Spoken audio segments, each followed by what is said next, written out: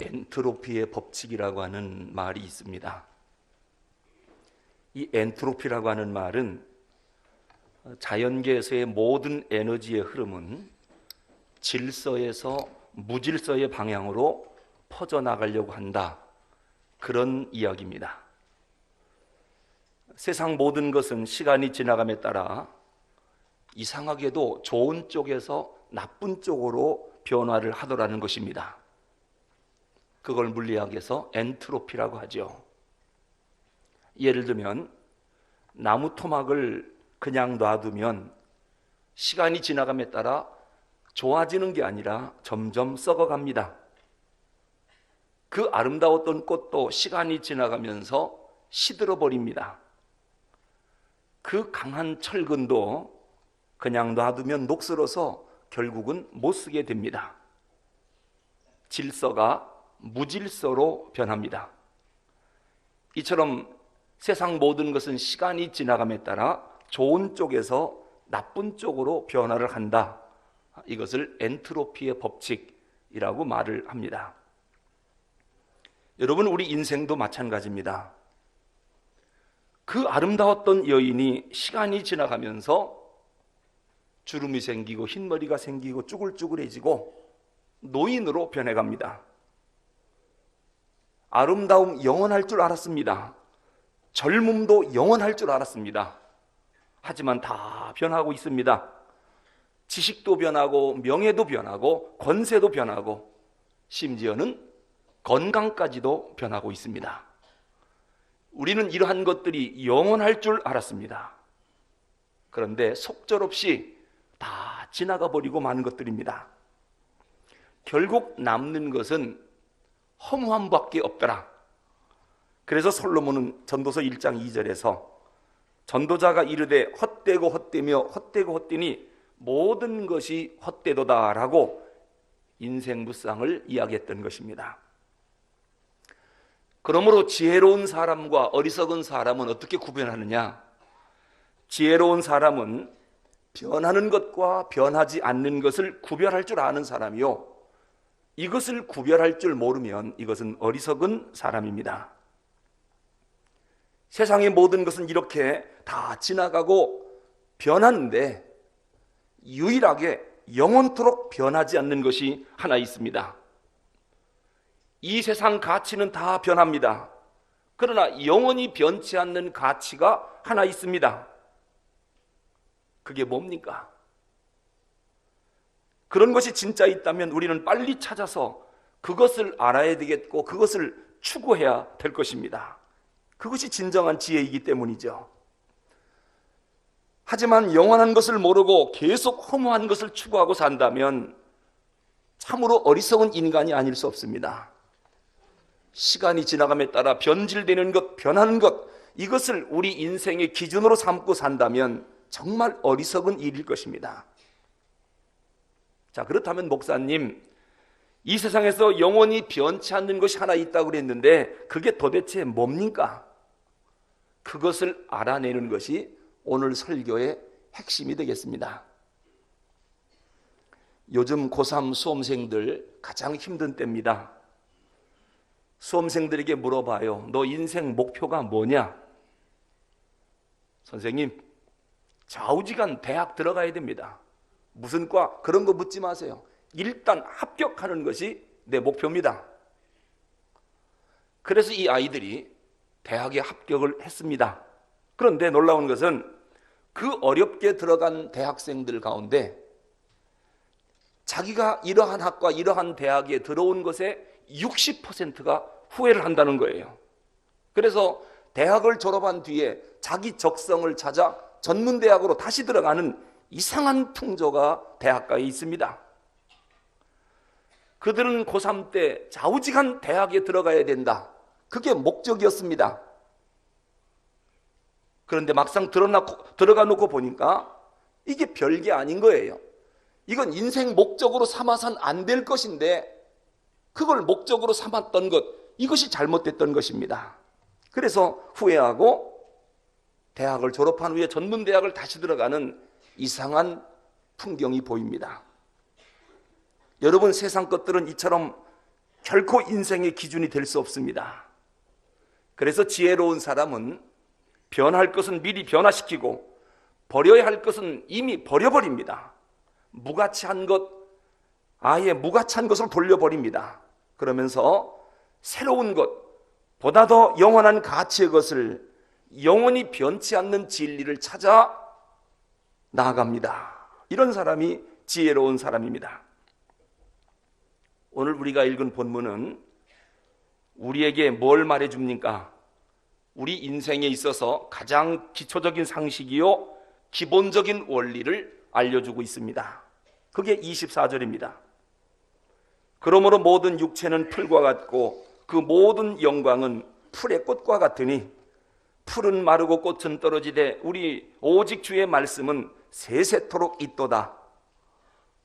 참으로 귀한 말씀입니다. 여러분, 우리 인생이 대단한 것 같았는데 오늘 성경은 풀과 같답니다. 금방 말라버릴 거랍니다.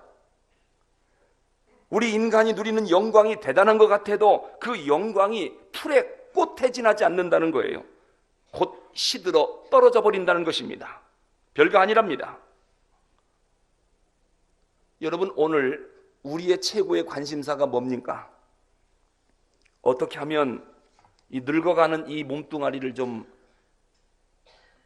정지시켜 볼까? 여러분, 이런 말이 있습니다. 남자는 26살부터 늙기 시작하고 여자는 24살부터 늙기 시작한다. 그리고 사람 35 넘으면 이제 어떻게 인생을 마무리할 것인가, 그것을 생각할 나이가 되었다는 거예요. 근데 지금 35은 철이 아직 안 들었어요.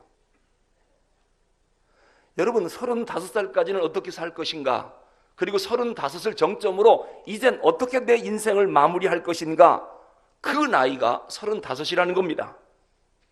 그럼에도 불구하고 우리는 늙어가는 것, 이것을 인정하고 싶지가 않아요. 성형외과에서 가장 인기 있는 수술이 주름을 펴는 수술이랍니다. 그러다 보니까 얼굴은 많이 젊어졌어요. 얼굴은 아가씨 같은데 걷는 걸음걸이가 할머니요.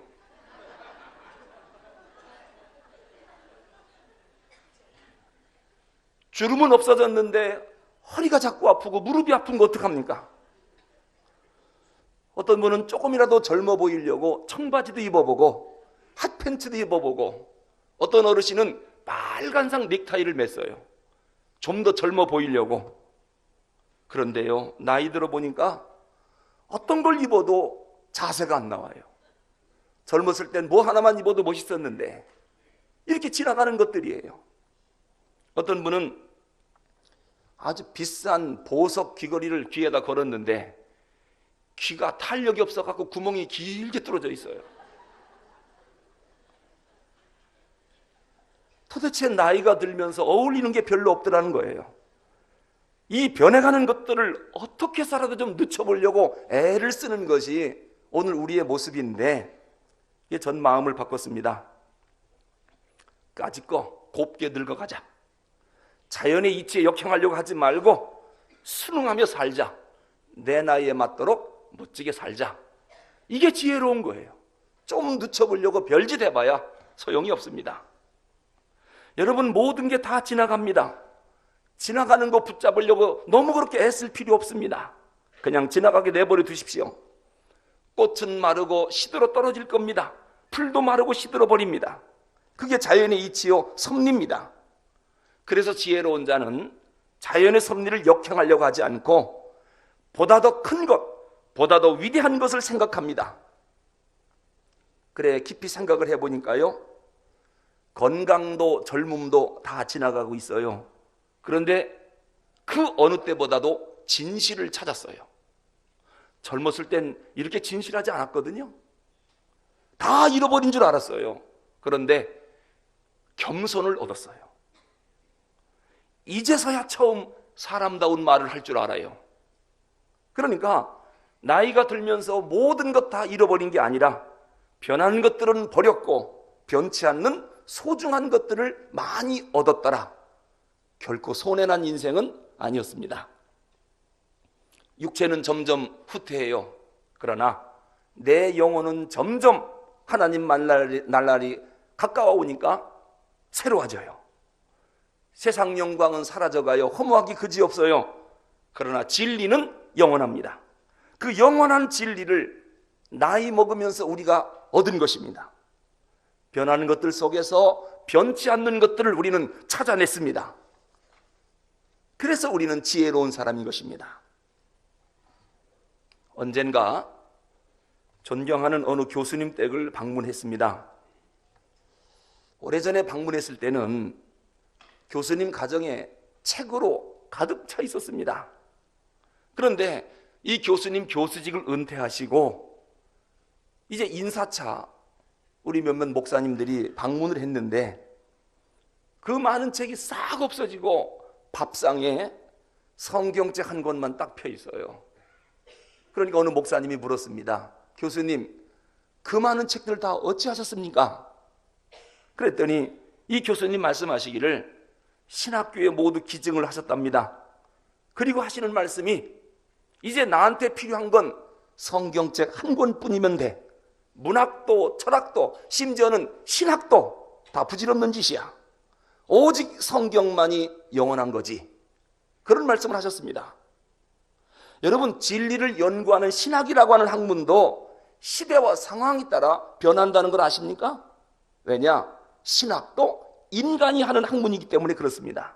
하지만 하나님의 말씀만은 영원히 변치 않습니다. 꽃은 아름답습니다. 그러나 시듭니다. 그러나 그 꽃을 창조하신 하나님은 영원하십니다. 우리 인간 대단한 존재입니다. 하지만 늙어 죽습니다. 그러나 인간을 창조하신 하나님은 영원하십니다. 그러므로 우리가 지금 반드시 찾아야 하는 것이 뭡니까? 잠시 후면 변질되어 사라질 것, 그것을 추구해야 합니까? 아니면 아무리 시간이 지나가도 영원히 변치 않는 것을 찾아야 합니까? 죽음과 함께 사라질 것, 그것 쫓아다니느라고 시간 낭비하지 마시고 내가 죽더라도 영원히 변치 않는 것, 영원히 남는 것을 추구할 수 있기를 바랍니다. 그럼 그 영원히 남는 게 뭡니까? 그래서 오늘 설교 제목을 세세토록 있는 말씀이라고 정했습니다. 오늘 우리 교회가 지키는 성서주일인데요, 성경은 우리 인류가 하나님께 받은 최고의 선물입니다. 만약에 성경이 없었다면 우주의 기원과 인간의 기원이 무엇인지 우리는 알 길이 없었습니다. 인간의 죄, 그리고 이 죄를 용서받는 용서의 문제, 예수님의 십자가, 그리고 부활, 승천, 재림, 그리고 교회, 영원한 천국, 성경이 없었다면 우리는 도대체 알 길이 없을 뻔했습니다. 성경이 이 소중한 진리를 우리에게 알려주었습니다. 영원한 생명의 말씀을 주신 하나님 앞에 감사드리며 성경을 소중히 여기기로 다짐하는 그런 시간이 되기를 바랍니다. 우리가 가전제품을 사면 제일 먼저 사용 매뉴얼을 읽습니다. 그래야 가전제품을 잘 활용할 수 있기 때문입니다. 사용 설명서인 매뉴얼을 자세히 읽지 않으면 그 다양한 기능을 활용할 수가 없지요. 우리 인생도 마찬가지입니다. 정말 효과적인 인생을 살고 싶다면 우리 인간 사용 설명서를 읽으셔야 됩니다. 우리 인간을 왜 만드셨는지, 나를 어떻게 사용하시려고 창조하셨는지 인간 사용 설명서, 그게 뭡니까? 성경입니다. 우리 인생에 대한 모든 것이 성경 안에 다 기록되어 있습니다. 그런데 그 성경을 안 읽고 인생을 사는 사람들이 있습니다. 사용 방법을 모르고 가전제품을 사용하는 것과 똑같습니다. 가전제품 함부로 사용했다간 불타서 쓸모없는 그런 기계가 되고 맙니다. 우리 인생도 마찬가지입니다. 하나님이 나를 어떻게 사용하실 건가, 그것도 모르고 내 맘대로 살다가 망가지는 인생들이 얼마나 많은지 모릅니다. 이제 사용 설명서인 성경을 우리에게 주셨는데 사람들이 성경을 잘 안 읽습니다.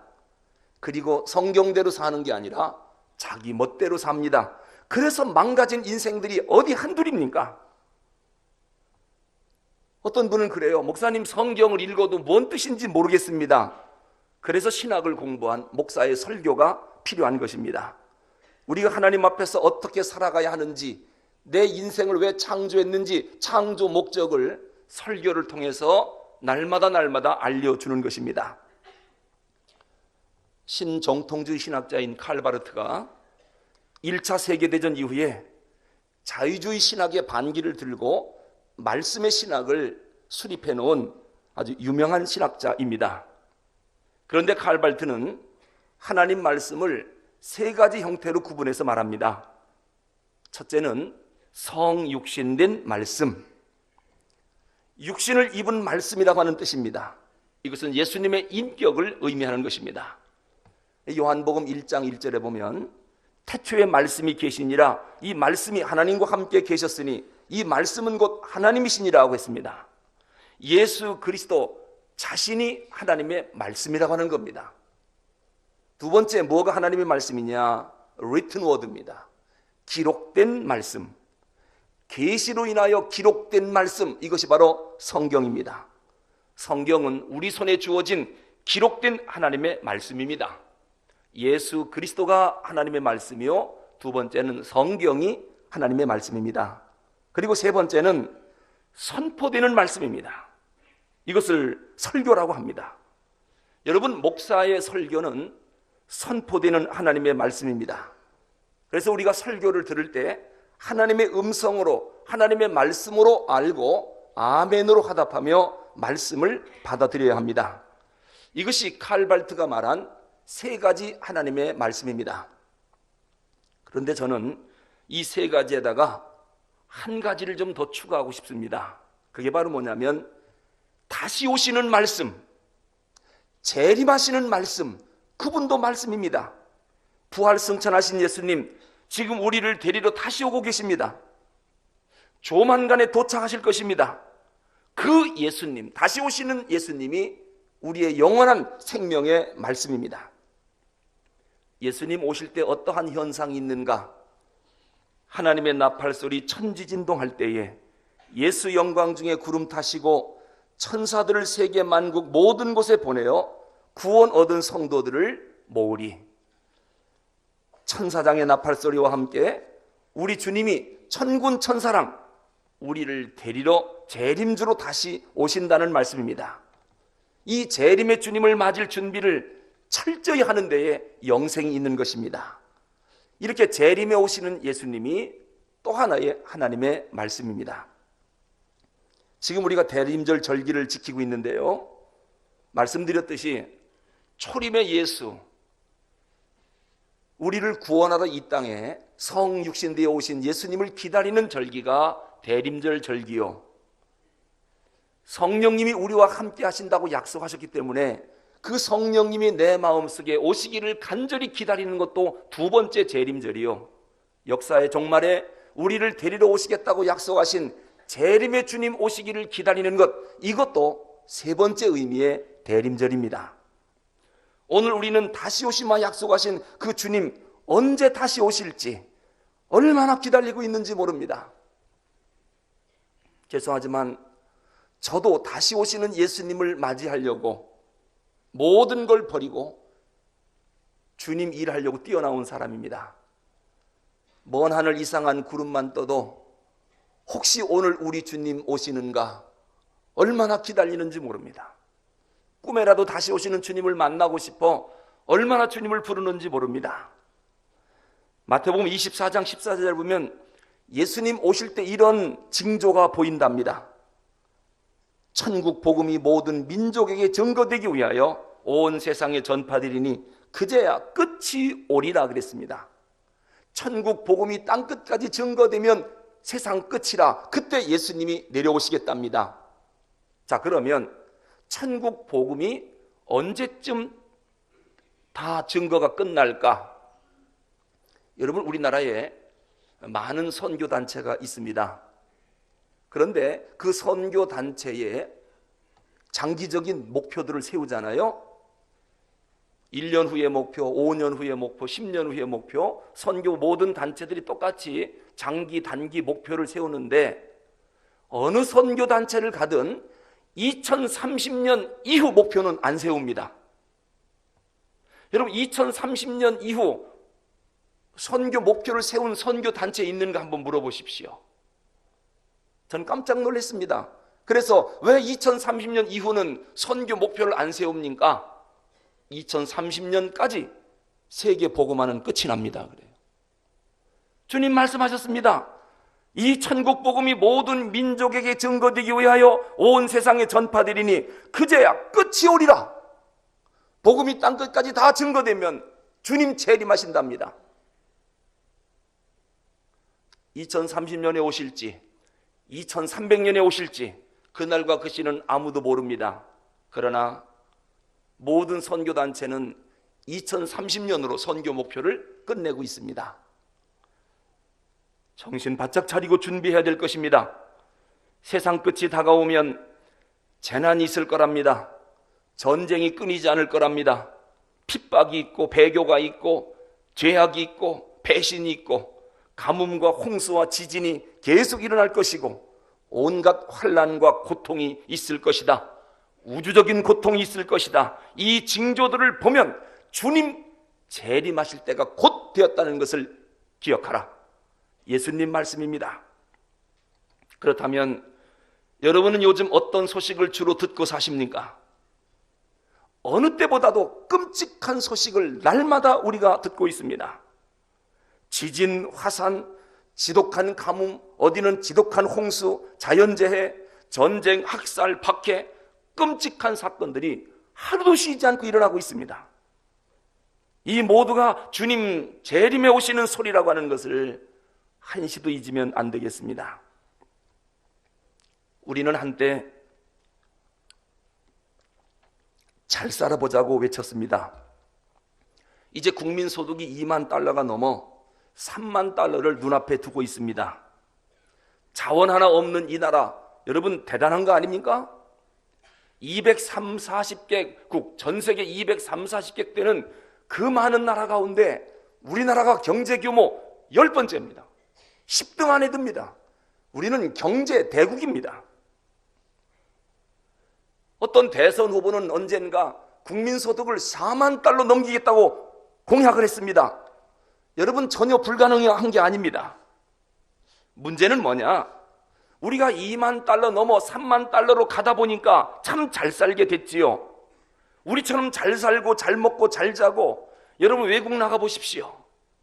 우리나라처럼 좋은 집에서 좋은 옷 입고 좋은 차 타고 좋은 음식을 이렇게 마음껏 먹는 나라도 흔치 않습니다. 문제는 이렇게 잘 살아보니 남는 게 뭐냐라고 하는 거예요. 우리나라뿐만 아니라 선진국들이 지금 하나같이 외치는 게 뭐냐면 다시 원점으로 돌아가야 한다. 루소가 말한 대로 자연으로 돌아가지 않으면 이 세계 역사는 종말을 맞이할 거다. 누구도 여기에 대해서 부정하지 않습니다. 여러분, 도덕과 윤리적인 타락은요, 일찍이 이와 같은 시대가 없었습니다. 노아 시대 물로 홍수 심판을 받을 때 윤리와 도덕이 타락했다는데 지금처럼 타락하진 않았습니다. 소돔과 고모라 성이 윤리 도덕이 타락했다고 했지만은 오늘날처럼 타락하지는 않았습니다. 그럼 이 시대가 왜 이렇게 됐을까요? 하나님 없는 이성은 악마의 이성이기 때문입니다. 말씀 없는 지혜, 이건 도둑놈의 지혜입니다. 믿음이라고 하는 것도 중생 없는 믿음, 거듭나지 않은 믿음, 다 소용없습니다. 하나님 없는 교육, 이건 사기꾼 만들어내는 겁니다. 하나님 없는 부요함, 말씀 떠난 부자, 이것이 우리에게 결과적으로 준 게 뭡니까? 믿음은 없는데 돈은 많아요. 그래서 가정이 깨지고 자녀 망치고 자기 망치고 나라 망치고 이렇게 되는 거 아니겠습니까? 우리 남한으로 귀순해온 탈북자 한 분이 우리 남쪽을 다 돌아보고 나서 이런 얘기를 했답니다. 북한은 한마디로 미친 사회요, 남한은 한마디로 다 썩은 사회다. 그렇게 얘기를 했다고 그래요. 여러분, 이 말을 누가 부정하겠습니까? 어떤 면으로 보면요, 우리나라가 요만큼 살기 다행이지 말 그대로 3만 달러, 4만 달러 이렇게 넘어갔다가는 어떻게 될까? 윤리 도덕적으로 성숙하지 않은 상태에서 돈만 많이 주면 이 나라가 어떻게 될 것 같습니까? 북한 땅은 물질이 없어 괴롭고 남한 땅은 물질이 넘쳐서 이게 문제입니다. 못 사는 사람은 못 살아서 하나님 원망하고 잘 사는 사람은 잘 살기 때문에 타락의 길로 가고 있습니다. 그래서 우리는 더 잘 살게 해달라고 기도하기 전에 우리의 윤리와 도덕을 점검해야 합니다. 정직과 근면과 성실성을 점검해야 합니다. 무조건 선진국으로 가게 해달라고 기도할 게 아니라 선진국이 될 만한 성숙한 국민의식이 먼저 있어야 합니다. 이것이 축복입니다. 성숙한 시민의식도 없이 돈만 많이 주면 빨리 망합니다. 그러므로 성도 여러분, 지난날에 우리의 부족함과 잘못, 하나님을 버리고 말씀을 소홀히 여기고 내 맘대로 살았던 잘못들을 이제는 털어버리고 다시 원점으로 돌아가시기 바랍니다. 하루라도 빨리 이 나라 이 민족이 하나님께로 돌아와야 합니다. 하나님 말씀으로 다시 돌아와야 합니다. 이것이 우리가 살아남게 될 유일한 길이기 때문입니다. 마태복음 4장 1절 이하에 보면 예수님 광야에 나가 40일 금식기도 하셨습니다. 사탄이 찾아와 시험을 하는데 지금 40일 금식하셨기 때문에 그 배고픔 말할 수 없는 괴로운 시간입니다. 사탄이 유혹합니다. 돌로 떡을 만들어 먹으라. 40일 금식한 분에게 떡은 가장 귀한 것입니다. 그러나 주님 말씀합니다. 사람이 떡으로만 사는 것이 아니요 하나님의 말씀으로 사느니라. 참으로 귀한 말씀하셨습니다. 40일 굶어 그 배고픈 시간에도 예수님은 빵이 먼저가 아니랍니다. 그 배고픈 시간에도 하나님의 말씀이 먼저라고 주님 말씀하셨습니다. 왜냐? 그것만이 진정한 생명의 길이기 때문입니다. 우리는 빵이 먼저라고 생각하는 것, 여기서부터 모든 문제가 잘못 가기 시작한 것입니다. 아무리 배고파도 빵이 먼저가 아니라 하나님의 말씀입니다. 앞에서 말씀드린 칼 바르트가 하루 저녁은 이상한 꿈을 꿨습니다. 바르트가 천국을 들어가는데 많은 사람들이 줄 서서 천국 들어가기를 기다리고 있더랍니다. 이제 바르트도 천국 가려고 줄 섰는데 자기는 가만히 보니까 큰 수레에다가 자기가 그동안 쓴 수많은 책들을 가득 싣고 수레를 끌고 천국으로 들어가더라는 거예요. 자기 차례가 왔습니다. 베드로가 묻더래요. 너 누구냐? 저는 스위스 바젤에서 온 칼 바르트입니다. 내가 너를 안다. 너 들어가라. 천국 문으로 들어가라고 그러더래요. 그래서 바르트가 책을 가득 실은 수레를 끌고 들어가려고 그랬더니 이건 안 돼 그러더랍니다. 바르트가 말하기를 내가 평생 동안 복음 전하려고 쓴 책인데요. 이거 왜 안 됩니까? 그랬더니 안 된다. 천국은 하나님 말씀 한 권이면 된다. 만약에 끝까지 이 책을 가져가려면 너도 못 들어간다 그러더래요. 그리고서 깜짝 놀라 꿈을 깼다고 합니다. 바르트는 일생 동안 이 꿈을 생각하며 성경을 읽었다고 말합니다. 사랑하는 성도 여러분, 오직 말씀, 그 말씀만 의지할 때 생명이 있고 천국길이 열리는 것입니다. 말씀을 떠나서는 아무것도 없습니다. 말씀을 떠난 모든 것 헛된 것이고 결국은 절망으로 치닫는 것들입니다. 그러므로 이 말씀이 천국 가는 길을 안내하고 내 인생의 나침판이요, 내 삶의 기준이요, 내 삶의 푯대가 되는 것입니다. 시대가 어렵고 이렇게 험난할수록 우리는 말씀을 더 가까이 하는 지혜로운 사람이 될 수 있기를 바랍니다. 여러분, 지존파 하면 지금도 잊지 못하는 흉악범들입니다. 저는 서울 구치소에서 지존파 사형수들을 직접 만나 복음을 전했던 사람입니다. 지존파의 두목격인 김현양이를 제가 만나 악수도 하고 처음에는 복음 전할 때 얼마나 눈빛이 사납고 무서운지 키는 거의 저만해요. 얼굴 색은 얼마나 여성처럼 아름다운 피부를 갖고 있어요. 백옥 같은 피부예요. 눈빛은 살인자의 눈빛이었어요. 처음에 만났을 땐 그렇게 무서웠었는데 그가 복음을 듣고 하나님의 말씀을 들은 뒤에 마지막 죽음을 앞두고 어떤 사람이 되고 싶으냐, 다시 태어난다면 어떤 사람이 되고 싶으냐, 그렇게 어느 기자가 김현양에게 물었을 때 그가 이렇게 대답했습니다. 저요? 전 검사가 되고 싶습니다. 하필은 왜 검사냐? 내가 잡혀왔을 때 나는 체포당하면서 이제는 매 맞아 죽겠구나, 고생하겠구나, 그렇게 생각했는데 어느 검사님이 나를 부르더니 정말 인간적으로 대해주고 나한테 점심을 사줬어요. 그날 잡채밥을 먹었는데 얼마나 맛있던지 내 일생 그렇게 맛있는 점심을 처음 먹어봤습니다. 내가 죽어서 다시 태어난다면 나는 검사가 되고 싶습니다. 마지막 죽음을 앞두고 그렇게 말을 했습니다. 자, 7,000원짜리 잡채밥이었답니다. 자, 그럼 그동안 김현양이가 밥 못 먹었다가 먹으니까 이런 얘기 하는 겁니까? 강탈한 수천만 원의 돈을 주머니에 넣고 다니며 마음대로 뿌렸습니다. 무언들 안 먹었겠습니까? 그런데 맛이 없는 겁니다. 죄인으로 쫓기며 사는 삶에 먹는 것, 이게 무슨 맛이 있겠습니까? 먹어도 배부르지 않지요. 차라리 체포가 돼서 모든 것 체념하고 마음을 비우고 보니까 7,000원짜리 잡채밥이 그렇게 맛있더라는 거예요. 사형이 집행되던 날 김현양이가 이런 유언을 남겼답니다. 내가 예수를 진작 믿었더라면 이런 끔찍한 살인자가 되지는 않았을 텐데 너무 늦었습니다. 하지만 저는 천국에 갑니다. 국민들께 미안하고 유가족들에게 정말 미안합니다. 이 말을 남기고 사형장에 이슬로 사라졌습니다. 여러분, 이게 뭘 말하는 겁니까? 김현양이는 이런 얘기하는 겁니다. 내가 일찍이 한마디라도 하나님 말씀을 들었었더라면, 복음을 듣는 시간이 한 번이라도 있었더라면, 하나님에 대해서 누가 나에게 한 번이라도 얘기해 줬더라면 이런 끔찍한 불상사는 없었을 텐데 내가 너무너무 몰랐습니다. 이게 그가 마지막 남긴 말입니다. 여러분, 사람은 떡으로만 사는 게 아닙니다. 아무리 돈을 줘도 안 됩니다. 사람이 사람 되려면 그 영혼이 하나님을 만나야 됩니다.